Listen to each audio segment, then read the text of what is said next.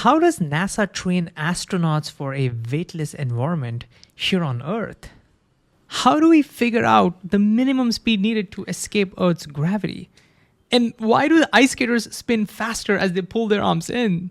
Welcome to AP Physics C Mechanics, an introductory college-level calculus-based mechanics course.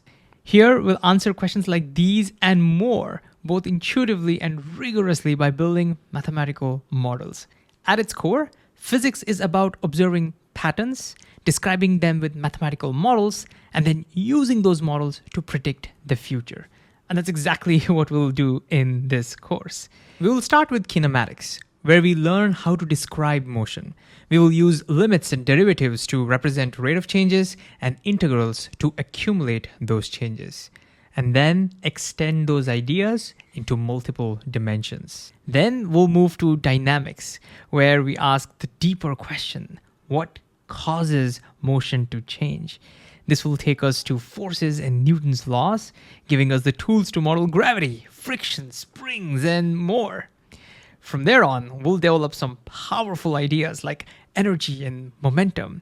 These not only help us connect forces and motion more elegantly, again, using derivatives and integrals, but also let us analyze complex situations like collisions without having to track every single detail. And then we'll extend these ideas to rotations, where we'll build concepts like torque and angular momentum, which will help us analyze everything from rolling objects to orbiting satellites. And finally, we'll explore oscillations and harmonic oscillators, helping us understand springs and pendulum systems. So whether you're preparing for an AP exam or taking an introductory college physics course, or, just simply curious about how we as humanity unravel the rules of this physical world, well, then this course is for you, because you won't be just watching videos. You will actively engage with the ideas through our interactive articles, where you can check your understanding thoroughly. You will also work through a wide range of practice questions.